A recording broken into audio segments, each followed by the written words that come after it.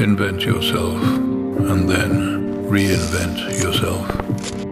Don't swim in the same slough.